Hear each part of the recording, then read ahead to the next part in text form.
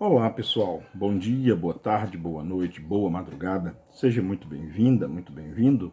Meu nome é Marcos Vinícius e quero convidá-la e convidá-lo para a nossa aula de número 119 da obra O Céu e o Inferno, ou a Justiça Divina segundo o Espiritismo. Na aula de hoje nós vamos entrar no capítulo 7, né, do livro O Céu e o Inferno. O capítulo 7 ele vai tratar da evocação, né, ou da análise das comunicações dos espíritos endurecidos. E vamos iniciar hoje, eu digo vamos iniciar hoje porque não dará para completar tudo numa só aula. Vamos começar hoje com o caso do senhor, né, do assassino condenado, né, e supliciado, o senhor Lapomeré. E muito interessante porque o caso do senhor Lapomeré, ele foi intitulado como Castigo pela Luz. Nós temos ideia de que a treva é um castigo, de que o sofrimento vem sempre através da treva, né? Mas nesse caso específico, ele sofria com a luz. E claro, a luz aqui deve ser encarada de que forma? A luz física, a claridade, ou a luz do conhecimento, né? A luz da percepção da nova realidade e a percepção daquilo que se fez, que leva ao sofrimento? Bom, não sejamos apressados, vamos analisar com calma. Hoje, nessa videoaula, veremos exclusivamente, especificamente, a comunicação dele. Vejamos então o preâmbulo na qual essa comunicação foi estabelecida. Numa das sessões da Sociedade de Paris, onde se discutia a questão da perturbação que geralmente se segue à morte, um espírito ao qual ninguém aludira e não se pensava evocar, se manifesta espontaneamente pela comunicação seguinte. Embora não fosse assinada, nela se reconheceu sem dificuldade um grande criminoso que a justiça humana vinha de alcançar. Então veja bem, ele não foi evocado, mas apresentou-se, né? Estava vendo lá os estudos, estava presente lá nas elucubrações, nos debates. Isso por si só já nos leva a algumas considerações, né? De fato, gente, os espíritos estão aqui entre nós, não todos, claro, mas muitos deles, talvez, grifo meu, né, os que estão mais apegados com as coisas aqui da Terra, os que estão mais envolvidos com as nossas tramas, né, eles estão aqui entre nós, estão nos acompanhando, nos observando, muitos interessados naquilo que estamos fazendo, naquilo que estamos falando, naquilo que estamos pensando. Isso nos leva a pensar muitas coisas, não é verdade? Bom, vamos à mensagem que o senhor Lapomeré deu, né, na sociedade nesses comenos e nessas circunstâncias. Eis a mensagem. Que falais de perturbação? Por que essas vãs palavras? Sois sonhadores e utópicos, utopistas. Ignorais perfeitamente as coisas com as quais pretendeis vos ocupar, aliás. Não, senhores, a perturbação não existe, salvo, talvez, nos vossos cérebros. Estou tão francamente morto quanto possível e vejo claro em mim, ao redor de mim, por toda parte. A vida é uma lúgubre comédia. Desastrados aqueles que se demitem da cena antes da queda da cortina. A morte é um terror, um castigo, um desejo, segundo a fraqueza ou a força daqueles que a temem, a desafiam ou imploram-na. Para todos ela é uma amarga zombaria.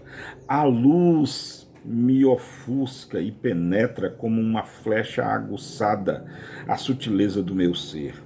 Castigou-me pelas trevas da prisão e acreditou-se castigar-me pelas trevas do túmulo, ou aquelas sonhadas pelas superstições católicas. Pois bem, sois vós, senhores, que suportais a obscuridade, e eu, o degradado social, plano acima de vós. Eu quero permanecer, eu, forte pelo pensamento, desdenho as advertências que ressoam ao meu redor. Vejo claro um crime. É uma palavra. O crime existe por toda a parte. Quando é executado por massas de homens, ele é glorificado. No particular, é um maldito. Absurdo, isso é um absurdo. Não quero ser lamentado, não peço nada, basto-me e saberei muito lutar contra essa odiosa luz. Aquele que ontem era um homem, foi assim que ele intitulou-se.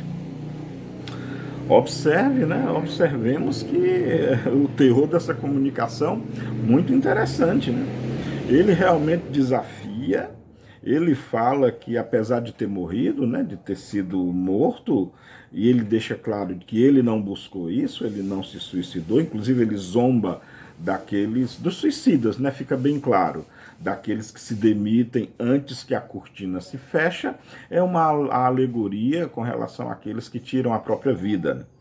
E ele é muito interessante quando ele diz assim, ó, eu, o degradado, né, social, ou seja, o pária, né, o assassino, enquanto ele diz assim que enquanto os senhores é, é, é, enquanto os senhores suportam a obscuridade, né, ele que é o assassino plana, voa.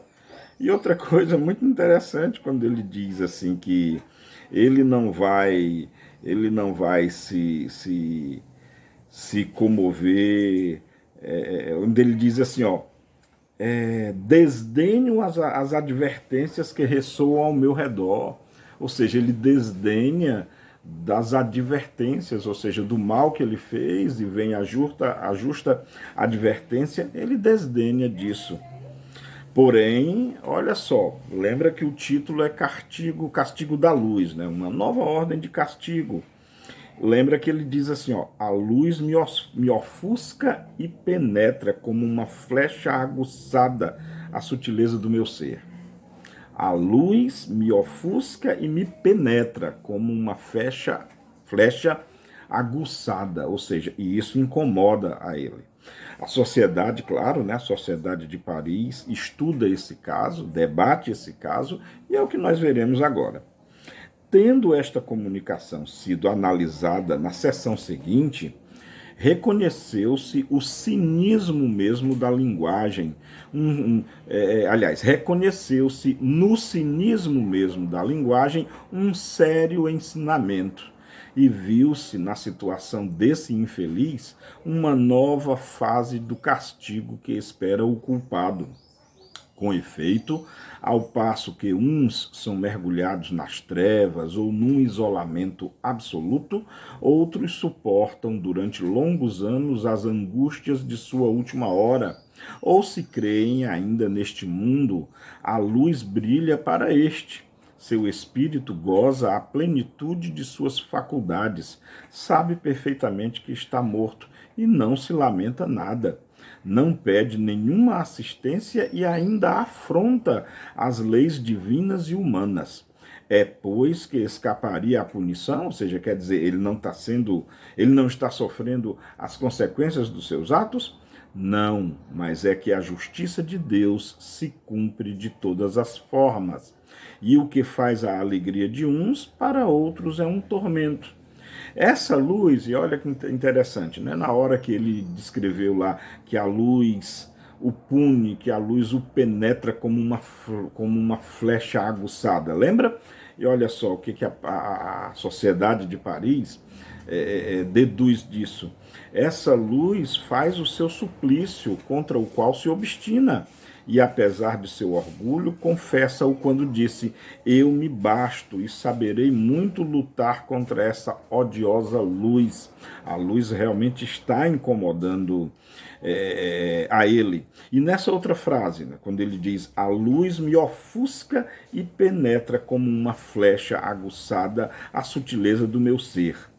E olha que interessante, estas palavras, sutileza de meu ser, são características. Ele reconhece que seu corpo é fluídico e penetrável à luz, da qual não pode escapar. E essa luz o transpassa como uma flecha aguçada. Muita coisa interessante aqui, muita coisa interessante. Primeiro, quando ele fala, né, o próprio espírito, né, o Lapomere, quando ele fala da sutileza do seu ser, da luz que o ultrapassa. Não vamos nos esquecer de que o espírito, ele não é imaterial, ele é incorpóreo. E mesmo assim ele tem, didaticamente falando, mas só didaticamente falando, o espírito ele tem um corpo, por assim dizer, que é um corpo absoluto e que dá, sim, uma natureza física ao espírito, que é o perispírito. O perispírito, inclusive, Kardec define, né, na codificação espírita como sendo o corpo espiritual do espírito. Perdão pela redundância, né? Corpo espiritual do espírito. Mas acho que vocês entenderam.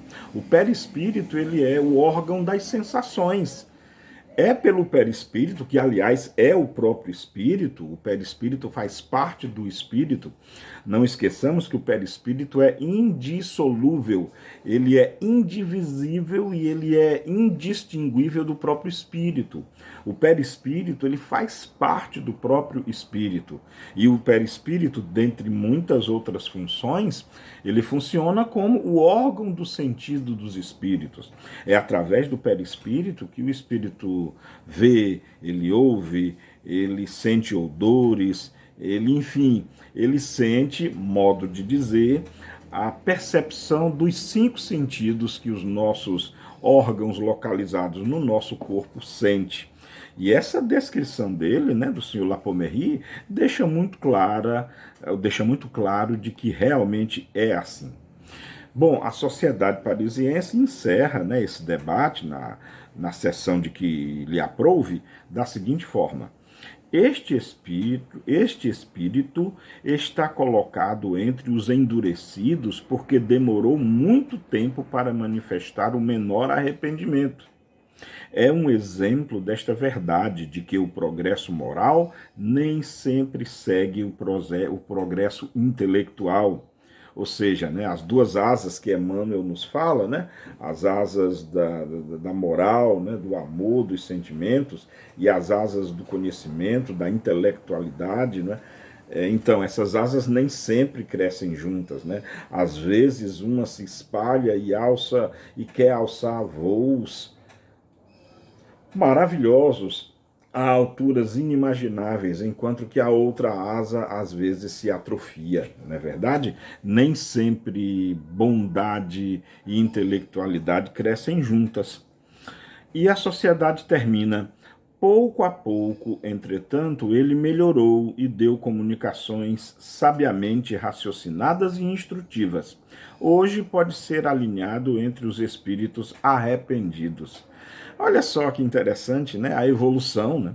O senhor Lapomere rotulado aqui como espírito endurecido, mas com o tempo, o que era de se esperar, porque tudo evolui, né? E um espírito não retrocede, ele pode até estagnar um pouco, mas cedo ou tarde ele vê a luz. Dessa vez a luz do conhecimento, a luz da realidade, a luz do arrependimento, a luz da consciência que o faz mudar, e com certeza aí sim ele aure voos maiores por lugares que nenhum de nós imagina. Ou imaginamos? Fica ao cargo de cada um aí. Bom, vamos encerrar. Foi muito interessante, mas não para por aqui não, viu? Porque olha só, a sociedade termina da seguinte forma, o Kardec nos escreve, né? Nossos guias espirituais, rogados para darem a sua apreciação sobre este assunto, ditaram as 3 comunicações adiante e que merecem uma séria atenção. E aí, a partir da próxima aula, né, da aula 120, nós veremos essas 3 comunicações belíssimas acerca da comunicação e do caso aí do castigo pela luz, né, o caso citado pelo senhor Lapomere, o Espírito. Essas três mensagens são de ninguém menos do que o Lamennais, Erasto e Jean Renaud. Mas então isso será assunto para a próxima ou próximas aulas, dependendo do conteúdo. Estudem com bastante atenção essa aula de hoje, porque ela será base para, com certeza, a próxima aula. Tá bem? Bom, era essa a aula de hoje, espero que vocês tenham gostado. Muita instrução, realmente, muito o que aprender, muito o que estudar, muito o que refletir. Amemo-nos como Jesus nos amou, isso é fundamental, como eu sempre tenho dito. Beijo no coração de todas e todos. Até a nossa próxima videoaula. Tchau.